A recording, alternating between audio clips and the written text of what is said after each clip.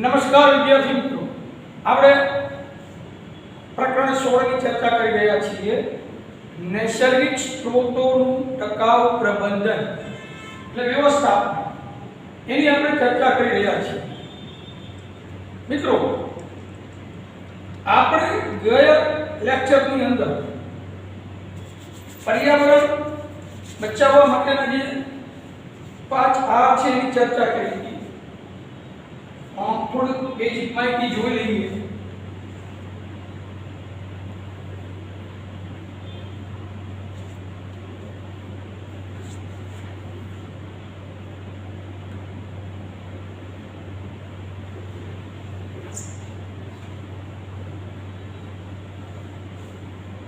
અમે ભણતા ત્યારે 3 આર આવતા, તો 2 આર વધી ગયા છે, એટલે 5 આર થઈ ગયા. પેલો આર આપણે જોયો તો રિફ્યુઝ.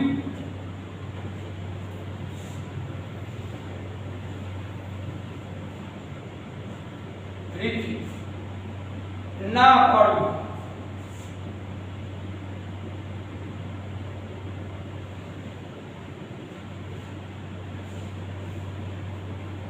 કોઈ વસ્તુ આપણે જરૂર ન હોય તો ના પાડવી. બિનજરૂરી વસ્તુ ખરીદવી નહીં તો લેવી નહીં. કોઈ આપતા હોય તો પણ ના લેવી નહીં.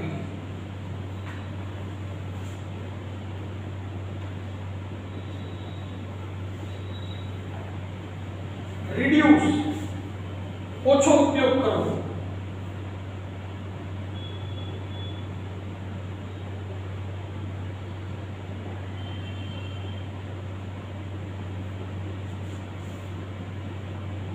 જરૂર ન તો વસ્તુ વાપરવી જ નહીં, અને જરૂર હોય એટલો જ ઉપયોગ કરો, બને એટલો ઓછો ઉપયોગ કરવાનો. વીજળી, લાઈટ, પંખા બધું ચાલુ, ટીવી જોવા બે મિત્રો તો ટીવી જોવું જોઈએ. પંખા ચાલુ હોય, એસી ચાલુ હોય, ટીવી જોવું બધું ન રખાય. ટીવી જોવું હોય તો ટીવી જોવો, ખાલી તો પંખો બંધ રાખવો. ગરમી થાય તો ધાબામાં જ બેસો તો ટીવી નો જોઈશું હોય. એટલે પરિસ્થિતિ પ્રમાણે હાલવું હોય બને તેમ. રામુક શું હોય, પૈસા કે શું કે બધું ચાલુ, એસી ચાલુ હોય, પંખો બીજળી, એવું ના હોય.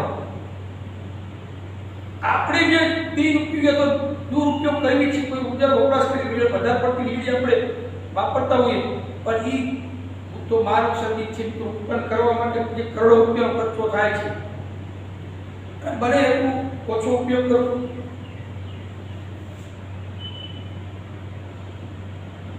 રિયુઝ પુનઃ ઉપયોગિતા.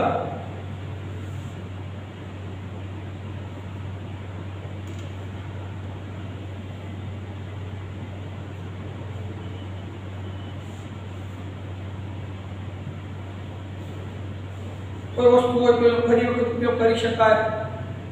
તો વસ્તુ આપણે ધાર્યો કે અથાણા એ પૂરેપૂરી લાયા હોય, એની બરણી ખાલી થાય તો ચા કાઢી ભરવા માટે ઉપયોગ કરી શકીએ આપણે. એટલે અમુક પ્લાસ્ટિકની શીશી હોય તો ઉપયોગ આપણે પૂર્ણ ઉપયોગ ફરી વખત ઉપયોગ કરી શકીએ.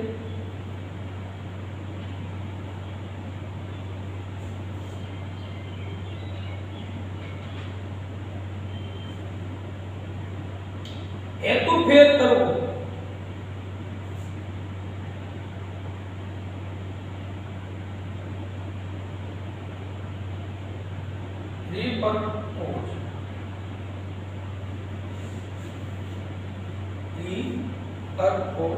હેતુ એટલે ઉદ્દેશ્ય કોઈ ધ્યેય હોય એનો ફેર કરવો હોય. હેતુ ફેર કરીને બદલાવો. ઉપયોગ હોય, આપણે કાલે થોડી ચર્ચા કરી હતી, કોઈ હેન્ડલ તૂટી ગયું હોય, બરણી હોય એનું હેન્ડલ આપણે હેન્ડલ હોય તૂટી જાય, તેલનો ખાલી ડબ્બો આપણે હોય શું કરી દઈ દેવી નહીં. તેલનો ડબ્બો ખાલી દે આપણે દઈ છે તો તેલનો ક્યાં આવે છે પ્લાસ્ટિક, તેલ કરી દેવી. તેલનો શું ઉપયોગ કરી શકાય? તો ગામડામાં તો ખેતીવાડી તો પાણી ભરવા માટે ઉપયોગ કરી શકાય. કેનનો ખેતર પાણી લઈ શકાય, પાણી સમાય. એટલે આપણે મિત્રો આ બધું ફાઇલ હેતુ ફેર કરી શકીએ. અને છેલ્લો જોયું તો રિસાયકલ.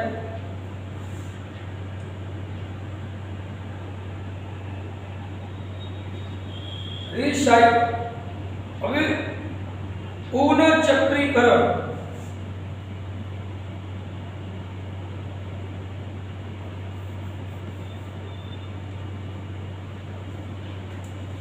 વેસ્ટ પછી બેસ્ટ બનાવવાની પ્રક્રિયા જે છે પુનઃચક્રીકરણ, આવા પર્યાવરણ બચાવવા માટેના 5 કાર ઉપયોગી છે. આપણે પછી થોડીક ચર્ચા એ પણ કરી હતી કે સુપોષિત વિકાસ એની કયા ક્ષેત્રોમાં પરિવર્તન લાવે છે. આયામ શબ્દ હતો આપણે આપ્યો તો, એ આયામ એટલે શું મિત્રો? ક્ષેત્ર વિસ્તાર, તેમાં પરિવર્તન આવે છે. મિત્રો સુપોષિત વિકાસ એવો વિકાસ છે કે જીવનના બધા જ ક્ષેત્રમાં પરિવર્તન આવે, અને બધા આયામમાં પરિવર્તન આવે. એનાથી શું થાય ખબર છે? કોઈ અમુક બાબતો પર ભાર મૂકવામાં આવે. આ સુપોષિત વિકાસથી સરકાર દ્વારા કોઈ એનજીઓ, નોન ગવર્મેન્ટ સંસ્થાઓ હોય તો એ પણ ભાર મૂકે. જે પર્યાવરણથી જે કાર્ય કરે છે એની સંસ્થાઓ અમુક બાબતો પર ભાર આપે. આમ તો વિકાસ દરેક સજીવનો અધિકાર છે કહે છે, પણ અહીંયા મનુષ્ય એવું પ્રાણી છે, સામાજિક પ્રાણી, જે બીજા સજીવો કરતા ખૂબ જ આગળ છે. એટલે અહીંયા વિકાસ આપણે એટલો બધો કરી રહ્યા છીએ કે વિકાસ સાધવામાં ભૂલી ગયા કે આપણા દ્વારા જ પર્યાવરણને નુકસાન થઈ રહ્યું છે. મિત્રો પર્યાવરણને નુકસાન થઈ રહ્યું છે હવે તો ખબર પડે છે. હવે એવો ઉપયોગ કરવો જોઈએ જે તે વસ્તુઓનો કે ઓછામાં ઓછું પ્રદૂષણ ફેલાય, વધારે પ્રદૂષણ ન ફેલાય. તો એ અમુક બાબતો એવી છે કે જેની પર ભાર મૂકવામાં આવે છે. મનુષ્યની પાયાની જે જરૂરિયાતો મિત્રો પૂર્તિ થાય એવા વિકાસને પ્રોત્સાહિત કરવામાં આવે. આપણી મૂળભૂત મુખ્ય જરૂરિયાતો છે રોટી, હવા, પાણી અને ખોરાક. આપણી મૂળભૂત જરૂરિયાત છે. ઓક્સિજન વગર આપણે ન રહી શકીએ, પાણી વગર ન રહી શકીએ, ખોરાક વગર ન રહી શકીએ. આ બધી આપણી મુખ્ય જરૂરિયાત છે. પ્રાણીઓ તમે જો આ 3 જરૂરિયાતોને જ સંતોષે છે. પ્રાણી કપડાય નથી પહેરતા, મનુષ્યમાં કપડાને આપણે તો આપણા આદિકાળમાં આપણા પૂર્વજો હતા એ પણ એક દિગંબર અવસ્થામાં આદિમાનવ થતો હતો. પ્રાણીનું ભટકતું જીવન ગાળતો હતો. શિકાર કરી માંસ ને ખાતો, પ્રાણીઓને મુક્તદેહ ખાતો. એ શિકારમાં કદાચ ન મળે તો ફળ ફૂલ ખાઈને પણ જીવન વ્યતીત, કંદમૂળ ખાઈને જીવન વ્યતીત કરતો આદિમાનવ. ભાષા નહોતી, કોઈ લિપિ ન હતી. પ્રાણી જેવું ભટકતું જીવન જ ગાળતો. પણ આજે અમુક પાયાની જરૂરિયાતો છે એની પૂર્તિ થાય એવો વિકાસને પ્રોત્સાહિત કરવો જોઈએ. ભાવિ પેઢી માટે એટલે આવનારી પેઢી છે. અત્યારે તો આપણે વ્યવસ્થિત રીતે જીવી શકીએ, પણ આવનારી પેઢી માટે પણ આ પૃથ્વી જેવી છે એવી એકદમ સ્વચ્છ રીતે મૂકીને જઈએ આપણે. આવનારી પેઢી માટે વિવિધ સ્ત્રોતોનું સંરક્ષણ આપણે કરી અને જાળવણી કરવામાં આવે તો એનો લાભ લઈ શકશે. પર્યાવરણ સંરક્ષણ સાથે આર્થિક વિકાસ સાધવામાં આવે. પર્યાવરણનો વિકાસ કરવામાં આવે પણ એનું સંરક્ષણ મહત્વની બાબત છે કે પર્યાવરણનું જતન કેવી રીતે કરશું. પર્યાવરણ બચાવવા માટેના 5 કારનો ઉપયોગ કરવો જોઈએ. કારણ કે પર્યાવરણ બચાવવાનું સંરક્ષણ કરવું એ આપણી નૈતિક ફરજ છે. તો પર્યાવરણનું સંરક્ષણ કરવું એ આપણી નૈતિક ફરજ છે. તો એની સાથે પણ આપણે આર્થિક વિકાસ કરીશું. નાણાકીય વિકાસ વ્યવસ્થિત થઈ શકે. સુપોષિત વિકાસનો આધાર આપણે લોકો અને આપણે એને આપણી આજુબાજુના જે આર્થિક, સામાજિક અને પર્યાવરણીય જે પરિસ્થિતિ છે, આ પરિસ્થિતિ માટે આપણે આપણા દૃષ્ટિકોણ બદલવા પડશે, ફેરફાર કરવા પડશે, આપણો નજરિયો બદલાવવો પડશે. આપણને એવું લાગે કે હંમેશા સામેનો વ્યક્તિ ખરાબ છે તો ખરાબ આમ છે કે દૃષ્ટિકોણ બદલાવો. સામેના બધા સારા છે, આપણે પણ હારા થઈ જઈશું. કોઈની ઈર્ષા કરવી કરતા એના પ્રત્યે સહાનુભૂતિ દર્શાવો. બીજાનો વિકાસ થાય એમાં રાજી થાવ. કારણ કે દૃષ્ટિકોણ બદલવો પડશે. આ તો બાજુવાળો આપણી કરતા ક્રોસ થઈ જાય, આગળ નીકળી જાય તો બળતરા કરી, ઈર્ષા કરી પ્રોગ્રામ ટુકડો થઈ જાય. એવી પરિસ્થિતિમાંથી પસાર નથી થતો. બીજાનો, આપણા મિત્રનો વિકાસ થતો છે એમ સમજો. એટલે બીજાનો ગ્રોથ થતો હોય તો એમાં આપણે રાજી થવું, દ્રષ્ટિકોણ બદલાવો. મનુષ્ય ખરાબ નથી હોતો, સમય ખરાબ હોય છે. માણસનો સમય ખરાબ હોય ત્યારે બધા ખરાબ લાગે. એટલે સમય સાથે છે, દ્રષ્ટિકોણ બદલાવો, નજરિયો બદલાવો. આપણા જે પૂર્વજો જેવું જીવન જીવો છે એ લોકો આપણી પાસે એવી અપેક્ષા રાખે અમે જેવું જીવન જીવો એવું તમે જીવન જીવો. એ વાત યાદની નથી. એ જમાનામાં ટેકનોલોજી નહોતી, કોઈ ટેકનોલોજીનો ઉપયોગ નહોતા કરતા.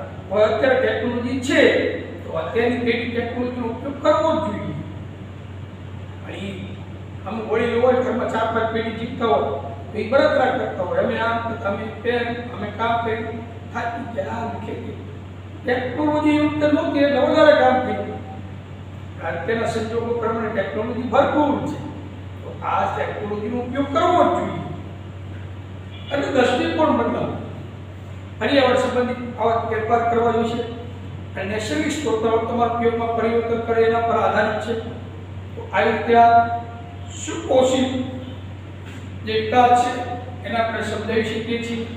અને ફક્તો એક આપણને આપ્યો છે નીચે એક પ્રવૃત્તિ આપી છે 269 પેજ છે 16.4 એક પ્રવૃત્તિ આપી છે.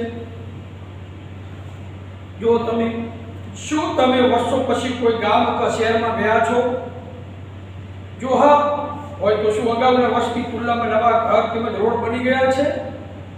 તમારા વિચાર પ્રમાણે તેને બનાવવા માટે આવશ્યક વસ્તુઓ ક્યાંથી પ્રાપ્ત થઈ હશે? એટલે જે આ શહેરમાં રહે છે ત્યારે ગામડે રહેતા હોય, ભણવા માટે અહીંયા હોય, 12 મહિના પછી તમે ગામડે આંટો મારો, 2 વર્ષ પછી ગામડે આંટો મારો, તમે ગામડે જાઓ ત્યારે તમને એવું લાગે કે ગામમાં કંઈ નવું થઈ ગયું, નવા રોડ થઈ કેવું લાગે? હા, એવું લાગે તો આ રોડની માટેની જે સાધન સામગ્રી ક્યાંથી આવી એની જાણકારી મેળવો, પૂછી લો. એવા પદાર્થોની યાદી બનાવો અને તેના સ્ત્રોતોની જાણકારી પણ મેળવો. તમારા દ્વારા બનાવેલી યાદી તમારા મિત્ર અથવા બહેનપણી સાથે ચર્ચા કરો. તો તમારા સહપાઠી જે છે મારા મિત્ર સાથે એને જે યાદી બનાવી છે, તમે જે યાદી બનાવી છે, બે યાદીને 4-5 મિત્રો તો બધાની યાદી એકબીજાને સરખાવો. શું બધાની યાદી એક સરખી છે? શું તમે એવો ઉપાય બતાવી શકો છો કે તે વસ્તુનો ઉપયોગ ઘટાડો લાવી શકાય છે? તો આ રીતે આ પ્રવૃત્તિ આપી છે. વર્ષો પછી કોઈ ગામ અથવા શહેરમાં તમે ગયા છો. હવે અમદાવાદ રહેતો હોય ગામડે 2 વર્ષે આ વખતે તો પહેલા જે લોકડાઉન નહીં એ વખતે તો ઘણા બધા લોકો વતનમાં પાછા આવ્યા. વર્ષોથી બહાર રહેતા પણ કામ ધંધા બંધ થઈ ગયા એટલે માણસોને ઘરે ફરજિયાત પણ સ્થળાંતરિત થવું પડ્યું. ગામડામાં ખેતી કરવા લાગ્યો એટલે એમને જોયું ગામમાં તો બધું નવું થઈ ગયું છે. હવે ગામડાઓનો વિકાસ પણ થઈ રહ્યો છે, શહેરની સાથે ગામડાનો પણ વિકાસ થાય છે. તો ગામમાં થયેલા વિકાસના ફેરફારો કેવા હોય? તો નવા રસ્તા બન્યા હોય, ગામમાં આરસીસી રોડ બની ગયા હોય, ગટર લાઈન આવી ગઈ હોય, કાચા મકાનો હતા અહીંયા અમુક જગ્યાએ નવા પ્લોટ પડ્યા છે, નવા મકાનો પાકા મકાનો બંધાઈ ગયા હોય, કોઈની ફેક્ટરીઓ અથવા નવા કોઈ એવા બજારો ઊભા થયા હોય ગામમાં, આવું બની શકે. તો આ રસ્તા બનાવવા માટેના પદાર્થો એની સામગ્રીની યાદી બનાવો, એના સ્ત્રોત જણાવો. એના માટેના શું હશે? તો રસ્તા માટે તમે જો કપચી, સિમેન્ટ, રેતી, ઈંટું હોય તો ઈંટું, લોખંડ, સ્ટીલ, લાકડું, ડામર આવું વપરાય એમાં. તો કપચી ક્યાંથી મળશે? એનો સ્ત્રોત શું છે? આ કપચી છે પર્વતમાંથી મળે. કપચી સ્ટોન છે એક પ્રકારનું. શું છે? સ્ટોન. એટલે આપણે જે તાસો કહીએ એવો પથ્થર આવે એમાંથી આ કપચી બને, પહાડોમાંથી બને. સિમેન્ટ તેવા પથ્થરમાંથી બને, પહાડોમાંથી. રેતી તો કે સૂકી નદીઓ હોય એના પટ હોય ને એમાંથી રેતી મળી આવે. આપણે ગોદાવરી એ બાજુ જાઓ રેતી મળે છે, મૂડી બાજુ જાઓ તો રેતી મળે છે. ઈંટું હોય તો તમને ખબર છે માટીમાંથી બનાવી શકાય ટૂંકવી. સ્ટીલ એટલે લોખંડ ક્યાંથી તો કે ખાણામાંથી મળે, લાકડું જંગલમાંથી મળી આવે, ડામર તેલના કૂવામાંથી મળે આ ડામર રોડ બને મળે એ મોટો જે પેટ્રોલિયમ પેદાશોનું જે વિશેષીકરણ કરવામાં આવે ને પછી જે કચરો વધે ને એને આસ્ફાલ્ટ કહેવાય. શું કહેવાય? આસ્ફાલ્ટ. ડામર. હા, ડામર સમજો એ આમ હાથમાં આ પાણી સાથે પ્રક્રિયાનો પાણી વાળા હાથો જ ન છો. બાકી એડાય કર માથે ડામર લગાવો તો એડાય જરૂર નહીં તમારે અને પવન ઉડે એની વાત. ટૂંકમાં આ બધા સાધન સામગ્રીના સ્ત્રોત આપણે લખી શકીએ. મિત્રો આપણે એવા કયા ઉપાય વડે આનો ઉપયોગમાં ઘટાડો કરી શકીએ એવું કહે છે. બાંધકામની સામગ્રીમાં ઘટાડો કરીએ છીએ તો કે ડામરના બદલે આપણે સિમેન્ટના રોડ તૈયાર કરવામાં આવે ને અથવા પ્લાસ્ટિક મિશ્રિત આવે હવે પોલિમર એવા પ્લાસ્ટિક મિશ્રિત રોડમાં બનાવવામાં આવે છે. એટલે ડામરનો ઉપયોગ હવે ઘટાડી શકીએ. આરસીસી બનાવી ગયા પછી મોટા મોટા જે બીમ ભરે પિલોર ભરે બિલ્ડિંગ બનાવવા બીમ ભરે એ બીમ બનાવવા કે અમને લોખંડ સિમેન્ટની જરૂર પડે ને તો બારી બારણા બનાવવા એલ્યુમિનિયમ અને ફાઈબર હોય તો એનો ગ્લાસનો ઉપયોગ કરી લાકડાનો ઉપયોગ ઘટાડી શકીએ. આપણે બારી બારણા જે લાકડા વાપરીએ એમાં ફાઈબર ગ્લાસ વાપરીએ એનો ઉપયોગ ઘટી શકે છે. આ પ્રવૃત્તિ છે. પછી સ્ત્રોતનું વ્યવસ્થાપન શા માટે જરૂરી છે?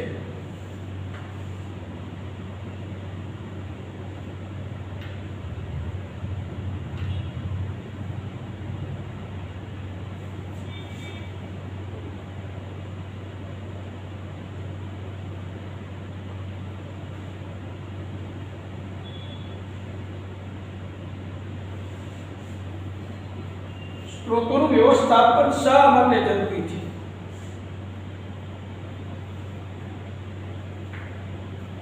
Why we need to manage our resource?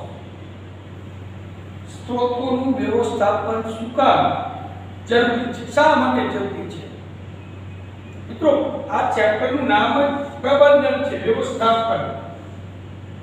કારણ કે નૈસર્ગિક સ્ત્રોતો છે એનું વ્યવસ્થાપન જરૂરી એટલા માટે છે. જનરલ બાબત છે તો આપણે સમજી શકીએ કે આપણે દિન પ્રતિદિન જે ઉપયોગ કરીએ છીએ એનો લાંબા સમય સુધી વપરાશ કરવા મળી રહે અને ઓછું પ્રદૂષણ ફેલાય એટલે એના માટે વ્યવસ્થાપન કરવું જરૂરી છે કે આપણે લાંબુ જીવન જીવી શકીએ, તંદુરસ્ત જીવન જીવી શકીએ. તો તમે જોઈ શકો છો માત્ર રોડ કે રસ્તાઓ તેમજ ઇમારતો જ નહીં પરંતુ તે બધી વસ્તુઓ જેનો આપણે ઉપયોગ કરીએ છીએ જેમ કે ખોરાક. આપણે ખોરાક ક્યાંથી મળે? જો માણસ છે મિશ્રાહારી, વેજ અને નોન વેજ બંને એને ચાલે, બે પાચન કરવાની ક્ષમતા ધરાવે છે. એટલે નોન વેજ ખાતો હોય તો એ પશુ પંખીમાંથી મળી જાય, ચિકન ખાતો હોય, માંસ મટન ખાતો હોય. શાકાહારી ખાતા હોય તો એ અનાજનું ખાઈ શકે. તો ખોરાક આપણે રોજ આ બધી વસ્તુ છે જેનો આપણે રોજ ઉપયોગ કરીએ છીએ. કપડાં છે ક્યાંથી પ્રાપ્ત થાય છે? દુકાનથી તો મળે, ખરીદવાના બને તેમાંથી કપાસમાંથી, રેશમમાંથી બને, કોટનમાંથી. પુસ્તકો તમે જે ભણી રહ્યા છો કાગળ પર વનસ્પતિમાંથી બને છે. રમકડાઓ, લાકડાના રમકડાઓ તો જંગલના સ્ત્રોત છે. પ્લાસ્ટિકના રમકડાઓ તો એ પણ એક પ્રકારના પદાર્થ છે. ફર્નિચર, લાકડાનું ફર્નિચર હોય તો લોખંડનું ફર્નિચર જે તે પદાર્થથી પ્રાપ્ત થાય છે. ઓજારો અને વાહન વગેરે આપણને પૃથ્વી પર આવેલા કે પ્રાપ્ત સ્ત્રોતમાંથી જ મળે છે. તો આ બધું પૃથ્વી પરથી જ મળે છે. હા, પૃથ્વી પર આવેલા અથવા પ્રાપ્ત જે સ્ત્રોત છે એમાંથી એક સ્ત્રોતમાંથી બીજા સ્ત્રોતમાં આપણે રૂપાંતર કરી આ બધા પદાર્થોને આપણે પ્રાપ્ત કરી શકીએ. તો અહીંયા આપણે માત્ર એક જ સ્ત્રોત પૃથ્વી બહારથી પ્રાપ્ત કરવાનો છે. આપણે માત્ર એક જ સ્ત્રોત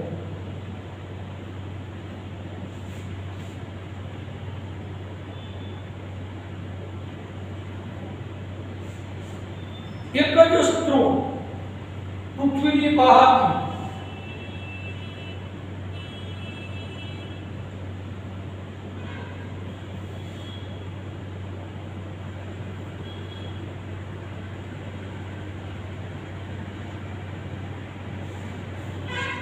એક જ સ્ત્રોત એવો છે કે પૃથ્વીની બહારથી પ્રાપ્ત કરવાનો હોય છે.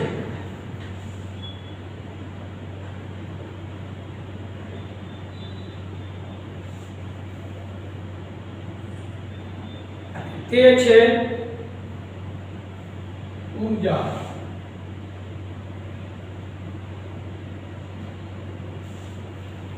ઊર્જા છે બહારથી આપણે મેળવીએ છીએ.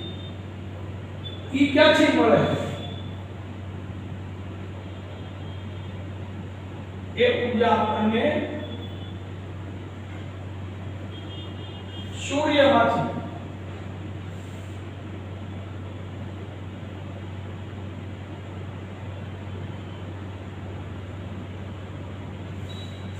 ऊर्जा अपने सूर्य माथी मळे छे.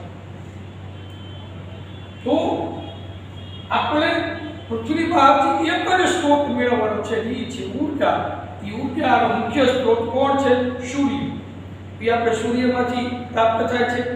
વળી આપણે ઉપયોગ કરીએ તે પહેલા આ ઊર્જા પૃથ્વી પરના સજીવો અને વિવિધ ભૌતિક અને રાસાયણિક પ્રક્રિયામાંથી પસાર થાય છે. સૂર્યમાંથી ઊર્જા તો રોજ રોજ પ્રાપ્ત થાય છે, પણ આપણે ઉપયોગ કરીએ પહેલા આ ઊર્જા પૃથ્વી પરના સજીવો એટલે આપણે બધા સૂક્ષ્મ જીવોથી માંડી વિશાળકાય પ્રાણીઓ સહિત આ સજીવો અને વિવિધ ભૌતિક ફિઝિકલ અને રાસાયણિક પ્રક્રિયામાંથી પસાર થાય છે આ ઊર્જા, અને આપણે એનો વપરાશ કરીએ છીએ. વનસ્પતિ દ્વારા એ ઊર્જાનું શોષણ કરી પ્રકાશ સંશ્લેષણ કરવામાં આવે. એ ઊર્જાથી તૃણહારી પ્રાણીમાં પ્રવેશ થાય. પોષક કણિયા અગત્યના જે આપણે જોયા હતા તબક્કા ચરણો આ કરી તો એ 15મા ચક્રમાં આપણે ચર્ચા કરી ગયા. સૂર્યમાંથી ઊર્જા ઉત્પાદકોમાં પ્રવેશ કરે, ઉત્પાદકોમાંથી તૃણહારીમાં, તૃણહારીમાંથી માંસાહારી. એક પછીના એક ચરણમાં 10% ઊર્જા પ્રાપ્ત થાય છે. તો આપણે આપણા સ્ત્રોતના વિવેકપૂર્ણ ઉપયોગની કેમ જરૂરિયાત છે? વિવેકપૂર્ણ એટલે મિત્રો સ્ત્રોતનો ઉપયોગ એવો કરવો જોઈએ વિવેકપૂર્ણ. મન ભાવે એટલો એનો ઉપયોગ બગાડ કરાય નહીં. જરૂર હોય એટલો જ ઉપયોગ કરાય. આ વિવેકપૂર્ણ ઉપયોગ કરવો એ ખૂબ જ જરૂર છે, કારણ આવનારી પેઢી માટે આ સ્ત્રોત પ્રાપ્ય થાય. તો જ મિત્રો અત્યારે જરૂર હોય તો જ ઉપયોગ કરો, એને વિવેકપૂર્ણ ઉપયોગ કરો. આ તો ઘરે આપણે ફ્રી હોય નવરા હોય બાઇક લઈને બાર બજારમાં મમથા આપવા નીકળી જઈએ છીએ. રૂપિયા હોવાના ભાવ પેટ્રોલ ટંથા બાળી દઈએ છીએ. પણ જ્યાં સાયકલ લઈને જઈ શકાય એવું અહીંયા બાઇકનો ઉપયોગ ન કરવો જોઈએ. ખ્યાલ આવે છે? ચાલીને તમે જે કામ થઈ શકે તેવું હોય તો અહીંયા સાયકલ લઈને થવા. ઊર્જાનો જેટલું બને એટલો વિવેકપૂર્ણ ઉપયોગ કરીએ આપણે, કારણ કે આ સ્ત્રોત છે એ મર્યાદિત છે. એટલે એવું નહીં વિચારવું કે આપણે આપણને મળી જાય વાપરો એમ. આવનારી પેઢીનું જે થતું થાય એ વિચારધારા નેગેટિવ છે, ખોટી વિચારધારા છે. આવનારી ભાવિ પેઢી માટે પણ આપણે આ સ્ત્રોતોનું સંરક્ષણ કરી અને મૂકી જવાનું છે. તો આ સ્ત્રોતો મર્યાદિત છે, તથા સ્વાસ્થ્ય સેવાઓમાં સુધારણાને કારણે આપણી જનસંખ્યા એટલે વસ્તી વધારો, વસ્તી વધારો તીવ્ર ગતિથી થઈ રહ્યો છે. તેથી બધા જ તમે જુઓ, બધા જ સ્ત્રોતોની માંગ પણ ઘણી ઝડપથી વધતી જાય છે. આપણે એટલે બધા જ સ્ત્રોતોની માંગ ઘણી બધી ઝડપથી વધતી જાય, કારણ કે વસ્તી વધતી જાય એટલે માંગ વધવાની જ છે. આ માંગ વધે એટલે જંગલોનો વિનાશ થઈ રહ્યો છે, વૃક્ષો સતત કપાઈ રહ્યા છે. આ પ્રાકૃતિક સ્ત્રોતોનું વ્યવસ્થાપન કરતી વખતે ઘણી બધી બાબતો ધ્યાનમાં રાખવી, કારણ કે વસ્તી વધે છે, માંગ વધે, ખાવાવાળાની સંખ્યા વધે. આ બધી જરૂરિયાતો પહોંચી વળવા માટે આ નૈસર્ગિક સ્ત્રોતોનો આપણે ઉપયોગ કરીએ છીએ વધારે વધારે. તો આ સ્ત્રોતોનું હવે આ પ્રાકૃતિક સ્ત્રોતનું આયોજન પ્રબંધન કેવું કરવું જોઈએ, વ્યવસ્થાપન.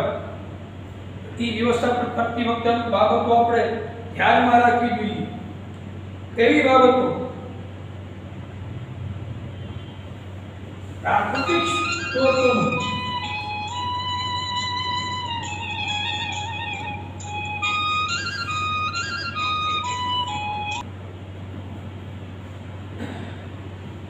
આપણે આ પ્રાકૃતિક સ્ત્રોતો છે એનું વ્યવસ્થાપન કરતી વખતે અમુક બાબતો ધ્યાનમાં રાખવી જોઈએ.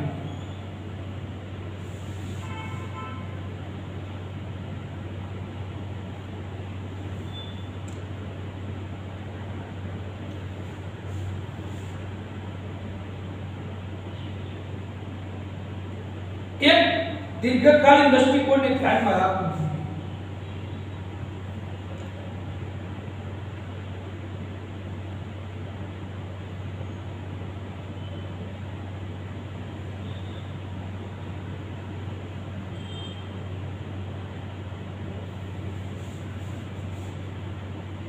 દીર્ઘકાલીન દ્રષ્ટિકોણ, આ દીર્ઘકાલીન એટલે દૂરનું જોઈ શકાય એવો દ્રષ્ટિકોણ ધ્યાનમાં રાખો કે આવનારી પેઢી જ્યારે આપણે પ્રાકૃતિક સ્ત્રોત વ્યવસ્થાપન કરતા હોય ત્યારે દીર્ઘકાલીન દ્રષ્ટિકોણને ધ્યાનમાં રાખવાનું. એનાથી શું થાય ખબર છે? જેથી આવનારી પેઢી હોય ને, આવી પેઢી, એ પેઢીઓ સુધી તે સ્ત્રોતો પ્રાપ્ત રહેવાની. દીર્ઘકાલીન દ્રષ્ટિકોણને ધ્યાનમાં રાખો. લાંબો સમય સુધી સચવાયેલા રહે, આવનારી પેઢી સુધી તે સ્ત્રોતો પ્રાપ્ત થતા રહે. આ વ્યવસ્થાપનમાં એ બાબત પણ સુનિશ્ચિત કરવાની જરૂરી છે કે તેઓનું વિતરણ બધા વર્ગોમાં સમાન રીતથી થવું જોઈએ. તેઓનું વિતરણ બધા વર્ગોમાં સમાન રીતથી, કોઈ ઉચ્ચ નીચનો ભેદભાવ ન હોવો. આ વિતરણ વ્યવસ્થા સમાન રીતે બધાનો અધિકાર છે, તો સમાન રીતે વિતરણ થવું જોઈએ. બધા જ વર્ગમાં સમાન રીતે જે વર્ગીકરણ થાય, વિતરણ થાય છે, ન કે માત્ર મુઠ્ઠીભર ધનવાનો અને શક્તિશાળી લોકોને તેનો લાભ પડે. મતલબ જે ગરીબ છે એને સરળતાથી આ સ્ત્રોત પ્રાપ્ત થાય અને ધનિક વર્ગ જે છે, ઉદ્યોગપતિઓનો વર્ગ છે, કરોડોપતિ ઉદ્યોગપતિ છે, એમને જે વસ્તુ મળે એ આયોજન, એ વ્યવસ્થાપન યોગ્ય નથી. તમામ વર્ગો વચ્ચે વહેંચણી સમાન રીતે થવી જોઈએ. કારણ કે કુદરતી સ્ત્રોત છે, એની પર બધા જ વ્યક્તિઓનો અધિકાર છે, ગરીબ હોય કે ધનિક હોય. આપણે એવું કહે છે કે માત્ર મુઠ્ઠીભર ધનવાનો અને શક્તિશાળી લોકોને તેનો લાભ મળે એવી રીતે એનું વર્ગીકરણ કરવાનું નથી. આ પોતાના પૈસાના જોડે એ વસ્તુઓ પ્રાપ્ત કરી શકે, પણ એવું ન થવું જોઈએ. બધા જ લોકોને સરળતાથી પ્રાપ્ત થઈ જાય, એનો બધા લાભ લઈ શકે. તો ગરીબ વર્ગ હોય, ગરીબ વર્ગથી પણ સરળતાથી એનો લાભ લઈ શકે. ધનિક વર્ગ છે એ પણ તેનો સરળતાથી લાભ લઈ શકે. બધા વર્ગો વચ્ચે આ જે પ્રાકૃતિક સ્ત્રોતો છે એનું જે વિતરણ છે એ સમાન રીતે થવું જોઈએ. એક બીજી અન્ય બાબત આપી છે, એની પર પણ ધ્યાન આપવું જરૂરી છે. બીજી એક બાબત છે કે જ્યારે આપણે આ સ્ત્રોતોનું શોષણ કરીએ ત્યારે આ જે પ્રાકૃતિક સ્ત્રોતો, નૈસર્ગિક સ્ત્રોતો છે, આ સ્ત્રોતોનું શોષણ કરીએ ત્યારે આપણે પર્યાવરણને નુકસાન પહોંચાડીએ છીએ. આટલું યાદ રાખવું. આપણે કોઈ પણ નૈસર્ગિક સ્ત્રોત જ્યારે વપરાશમાં લઈએ છીએ, એનું શોષણ કરીએ છીએ, આપણે ઉપયોગ કરીએ છીએ, ત્યારે જાણે અજાણે આપણે પર્યાવરણને શું કરીએ છીએ? નુકસાન પહોંચાડી રહ્યા છીએ. તમને એક્ઝામ્પલ આપું. આપણે કોલસો ને બધું ક્યાંથી નીકળે? જમીનમાંથી નીકળે, ખોદકામ કરે. કોઈ ખનન પ્રવૃત્તિ કરે તો જ્યારે ખનન પ્રવૃત્તિથી શું થાય ખબર છે? એમાં વાયુ કે રજકણો ઉડી હવા માટે પ્રદૂષણ થાય ખનનથી. કારણ કે ક્યાંક ધાતુનું નિષ્કર્ષણની સાથે સાથે વધુ માત્રામાં ધાતુનો કચરો પણ નીકળે, એવું બને. આ સુપોષિત નૈસર્ગિક સ્ત્રોતોના વ્યવસ્થાપનમાં નકામા પદાર્થોના નિકાલની વ્યવસ્થા પણ થવી. આપણે જ્યારે નૈસર્ગિક સ્ત્રોતોનો ઉપયોગ કરતા હોઈએ ત્યારે એમાં નકામા પદાર્થો ઉત્પન્ન થવાના જ છે, તો એનો નિકાલ પણ વ્યવસ્થિત રીતે થાય એવી વ્યવસ્થા કરવી જોઈએ, જેથી પ્રદૂષણને આપણે ઘટાડી શકીએ.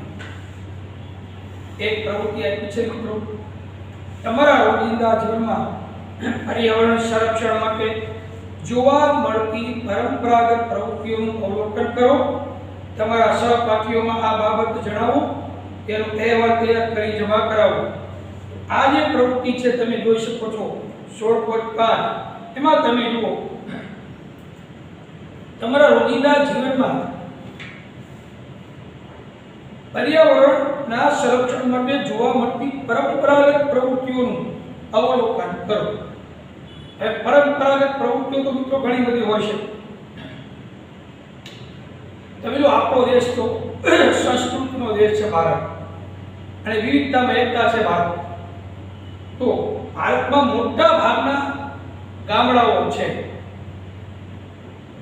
શહેરો પણ છે, પણ ભારત છે ગામડાઓનો બનેલો દેશ છે. ભારતની અંદર ગામડાઓ અને નાના શહેરોમાં પણ તમે જુઓ આપણે પરંપરાગત પ્રવૃત્તિઓનું અવલોકન. કારણ કે ભારતમાં વધારે છે ધાર્મિક બાબતમાં માનવાવાળા લોકો પણ વસે છે. ગામડામાં હોય કે શહેરમાં તમે જુઓ જાઓ, તુલસી વનસ્પતિ છે. હા, તુલસીને આપણે તુલસી માતા તરીકે પૂજીએ છીએ. દરેકના આંગણામાં તુલસીનો ક્યારો હોય છે. તો આ એ ધાર્મિક આપણી પરંપરા સંસ્કૃતિ છે.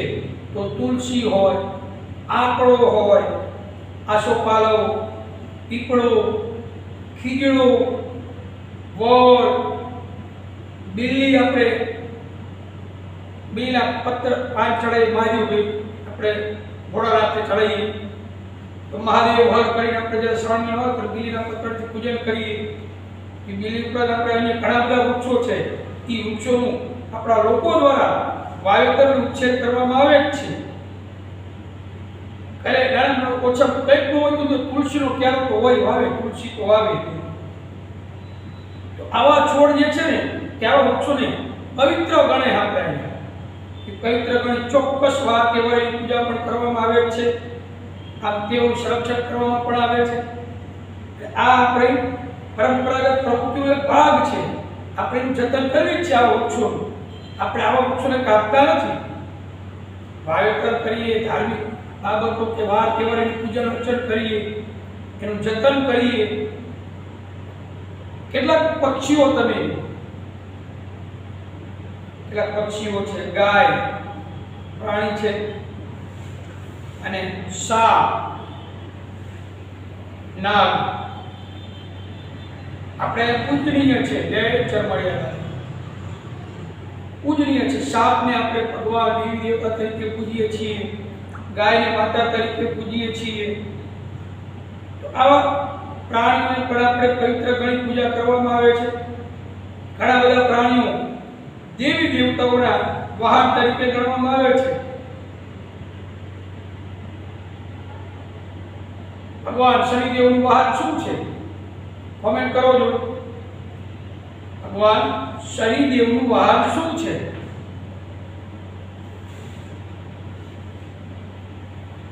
મને લખી જવાબ આપો તમે. ભગવાન શનિદેવનું વાહન શું છે? સરસ, કાગડો છે, એમનું વાહન છે. આપણા માટે અપ્રિય છે પક્ષી, પણ આપણા દેવી દેવતાઓએ આવા પક્ષીઓને પોતાના વાહન તરીકે વિષ્ણુ ભગવાન તમને ગરુડ ઉપર વિરાજમાન થઈ વાહન છે. ટૂંકમાં આવા જે પશુ પંખીઓને પણ આપણે દેવી દેવતાના વાહન તરીકે પૂજનીય ગણ્યા છે. તો આપણે એનું સંરક્ષણ કરીએ છીએ. આપણે એનું હાનિ પહોંચાડતા નથી, તો તેઓનું સંરક્ષણ કરવામાં આવે છે. તો આ વનસ્પતિને પશુ પંખીની એક અનેક બાબત આપણે એવી લઈ લઈએ. નદીઓ તમે જુઓ તો નદીઓને લોકમાતાનો દરજ્જો આપ્યો છે. ગંગા, યમુના, સરસ્વતી, કાવેરી, ગોદાવરી, આ બધી નદીઓ ભારતની પૂજનીય છે. ગંગા નદીની તો તમે જો પરંપરા વર્ષોથી ગંગામાં સ્નાન કરવા લાખો લોકો દર વર્ષે જાય છે. પાપ કર્યા હોય તો ધોવા જાય આવી લોકવાયકા પણ છે. પવિત્ર નદી તરીકે ગંગાનું સ્થાન પ્રથમ સ્થાન છે એમ કહી શકીએ. આપણે ગુજરાતમાં નર્મદા નદી છે. ઘણા બધા લોકો વાર તહેવારે એના પ્રસંગ અનુસાર ત્યારે સ્નાન કરવા જઈએ જ છીએ. કુંભના મેળા જે ભરાય છે, ત્રિવેણી સંગમ, જ્યાં 3 નદીઓ ભેગી થતી હોય ત્યાં પણ સ્નાનનું માધ્યમ છે. એનો એક પ્રભાવ હોય છે. તો આ લોકમાતા તરીકે આપણે નદીઓને ગણીએ છીએ, તો એનો દરજ્જો આપ્યો છે આપણે લોકમાતા તરીકે અને પવિત્ર ગણવામાં આવે છે. તેથી નદીના પાણીને આપણે પ્રદૂષિત થતું અટકાવી એનું સંરક્ષણ થઈ શકે. આપણે લોકમાતા તરીકે જો દરજ્જો આપ્યો તેનું શા માટે પ્રદૂષિત કરવી જોઈએ, એનું સંરક્ષણ કરી શકીએ. પછી જંગલો જે હોય એ જંગલોની ઉત્પાદકતા અને રક્ષણાત્મક આશરે ધ્યાનમાં રાખીને જંગલોના સંવર્ધન પર વૈદિક સમયથી ભાર આપવામાં આવેલો છે. જડીબુટ્ટી જંગલમાંથી પ્રાપ્ત થાય, ધાર્મિક ગ્રંથોમાં પણ ઉલ્લેખ કર્યો છે અને આપણી માન્યતાઓને આધારિત જંગલો કે ગુફાઓ તેમજ અન્ય કેટલાક વિસ્તારો પવિત્ર ગણી તેની જાળવણી કરવામાં આવે છે. ઘણી બધી ગુફાઓને ત્યાં જાળવણી કરે છે, ત્યાં એલોરા છે, તમને આપણે ખ્યાલ આવે તમને. વર્ષોથી તો આ રીતે આ પ્રવૃત્તિ આપણે અહેવાલ બનાવી શકીએ છીએ. પછી ઉપનિષદો અને સ્મૃતિ જેવા ભારતીય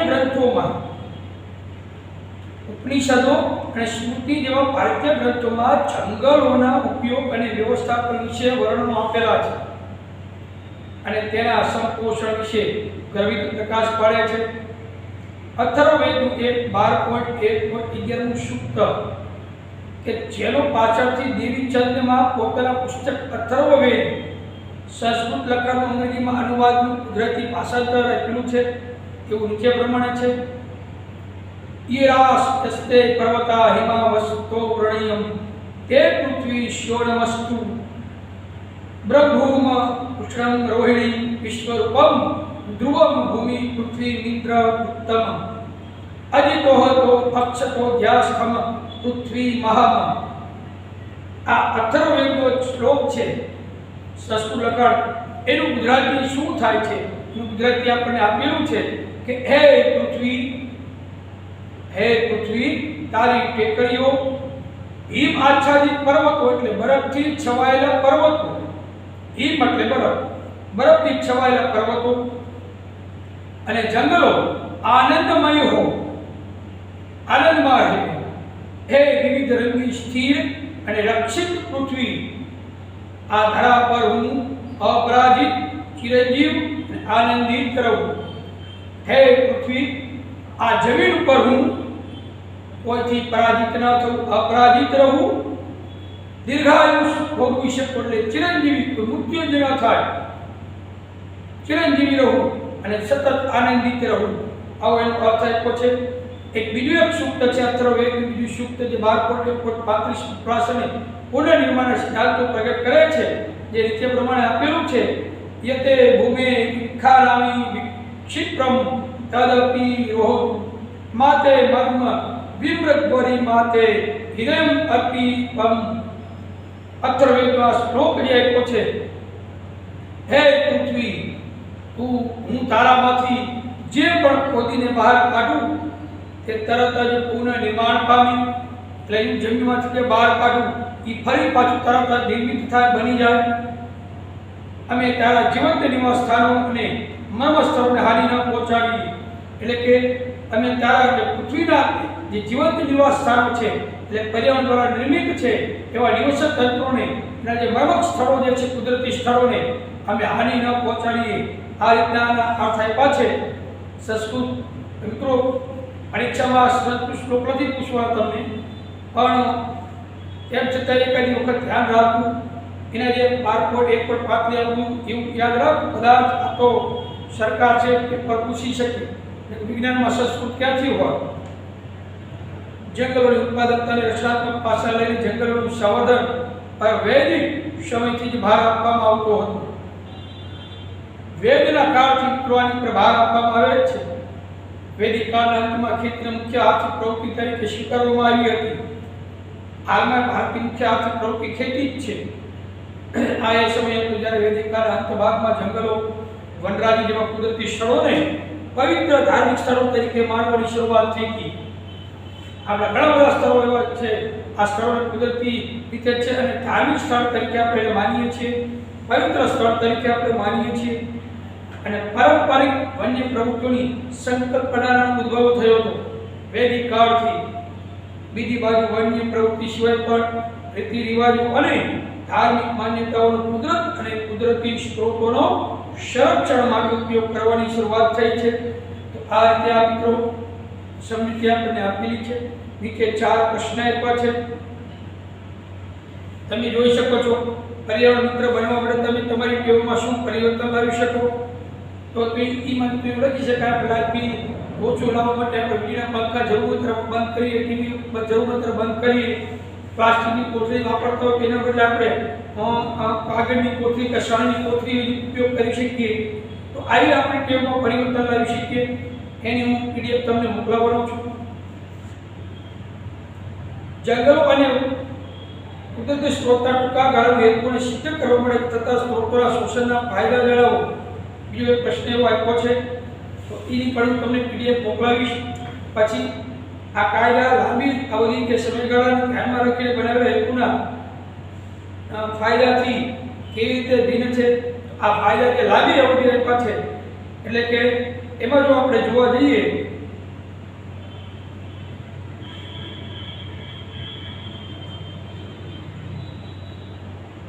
ટૂંકા ગાળા માટે કુદરતી સ્ત્રોતના શોષણ માટેના જે ફાયદા આપ્યા છે, ટૂંકા ગાળાનો હેતુ ખબર પડે કે આપણને માત્ર વર્તમાન પેઢીને જ લાભ મળે. લાંબા ગાળાનો હેતુ હોય તો વર્તમાન પેઢીને તો લાભ મળે, પણ સિવાય આવનારી પેઢીને પણ લાભ મળે. બરાબર. અને ટૂંકા ગાળાનો જો લાભ જોવા જઈએ તો એ ખૂબ સમયમાં ઝડપી વિકાસ થાય, અને લાંબા ગાળા માટે જોવા જઈએ એક ધારો સતત વિકાસ થયા આ લાભ થઈ શકે.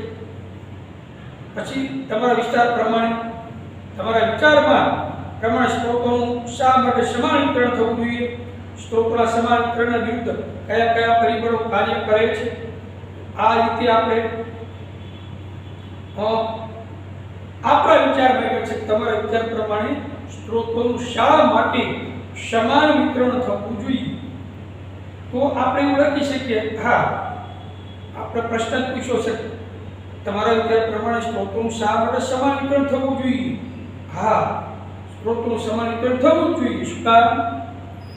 જેથી શું થાય, ગરીબ જો હમણાં વાત કરી ને ગરીબ અને અમીર બંને વચ્ચે સમાન લાભ મેળવી શકે. ગરીબને મળી રહે અને ધનિકોને નહીં, ગરીબ અને અમીર વચ્ચેનો જે ડિફરન્સ છે લુપ્ત થઈ શકે. એટલે સમાન વિતરણ થવું જોઈએ. પૈસાદાર શક્તિશાળી લોકો એમની જે ઓળખાણ હોય ને એના કારણે શું થાય, અને પાછા સંબંધ હોય એ સંબંધનો દુરુપયોગ કરે છે. ઘણા લોકો ગરીબ અને નબળા લોકો સરખામણીમાં વધારે લાભ મેળવી રહ્યા છે.